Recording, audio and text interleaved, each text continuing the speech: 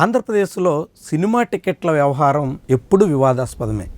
పలుమార్లు టికెట్లు పెంపుదలకు ప్రభుత్వం అనుమతిస్తున్నటువంటి దాని మీద అనేక అభ్యంతరాలు ఉన్నాయి.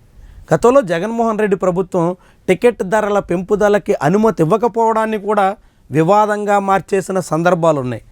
అలాంటి ఆంధ్రప్రదేశ్లో ఇప్పుడు రాబిన్హుడ్ అనేటువంటి సినిమా టికెట్ రేట్ల పెంపుదలకి అనుమతి ఇచ్చారు. ఇది ఎక్కడి సోద్యం అంటూ చాలామంది కామెంట్ చేస్తున్నారు. ఆంధ్రప్రదేశ్లో ప్రభుత్వం ఇచ్చినటువంటి జీవో నెంబర్ 13 ప్రకారంగా ఏదైనా సినిమా టికెట్ రేట్ల పెంపుదలకి అనుమతి ఇవ్వాలంటే ఆ సినిమా బడ్జెట్ కనీసంగా 100 కోట్లు దాటాల్సి ఉంటుంది. కానీ రాబిన్హుడ్ సినిమా అందుకు చాలా దూరంగా ఉంటుంది. చాలా చిన్న సినిమా.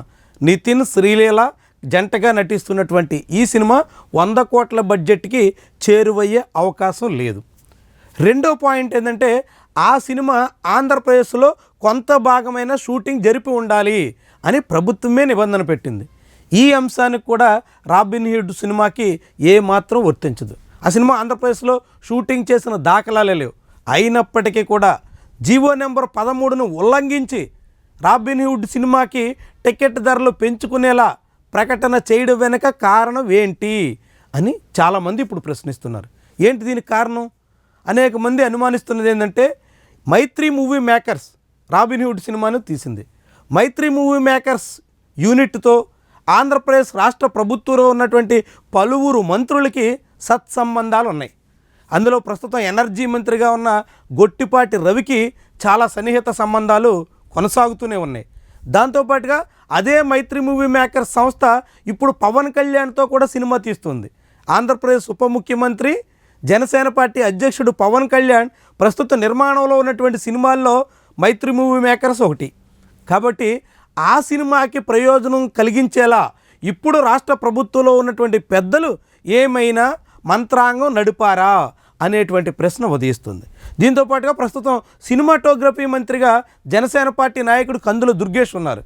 కాబట్టి జనసేన పార్టీ అధినేతతో సినిమా తీస్తున్నటువంటి యూనిట్కి లాభం చేకూర్చేలా జనసేన పార్టీకే చెందినటువంటి మంత్రి శాఖలో నిర్ణయం వెలువడింది అనేటువంటి అభిప్రాయం వెలువడుతుంది.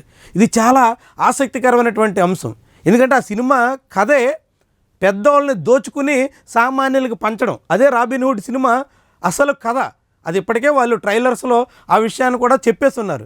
మరి అలాంటి కథ ఆధారంగా తీస్తున్నటువంటి సినిమాలో టికెట్ రేట్లు పెంచి సామాన్యుల దగ్గర గుంజేసి పెద్దోళ్ళకి పెట్టేలా రీతిలో టికెట్ రేట్లను ఈ రీతిలో నిర్ణయించడం ఏంటి అనేటువంటి ప్రశ్నలు ఇప్పుడు చాలామంది నుంచి వస్తున్నాయి. మరి ప్రభుత్వం దీని మీద స్పందిస్తుందా?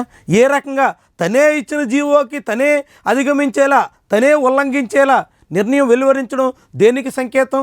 సినిమా టికెట్ రేట్ల విషయంలో యథేచ్ఛగా ఇష్టారాజ్యంగా తనకు నచ్చిన సినిమాలకల్లా పెంచుకుంటూ పోతుంటే ఏమనాలి?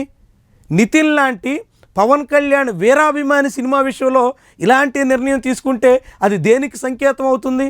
పవన్ కళ్యాణ్తో సినిమా చూస్తున్నటువంటి నిర్మాతలకు మేలు చేసేలా ప్రభుత్వ నిర్ణయాలు ఉంటుంటే దాన్ని ఎలా చూడాలి?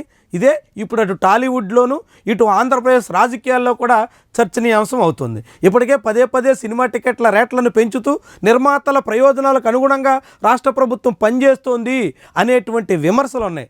చివరకు సినిమా ఫంక్షన్ల వేదికల విషయంలో సినిమా ఫంక్షన్ల సెలబ్రేషన్కి సంబంధించినటువంటి ఏర్పాట్ల విషయంలో కూడా రాష్ట్ర మంత్రులు నేరుగా జోక్యం చేసుకుంటున్నటువంటి తీరు మీద అనేక రకాల విమర్శలు ఉన్నాయి.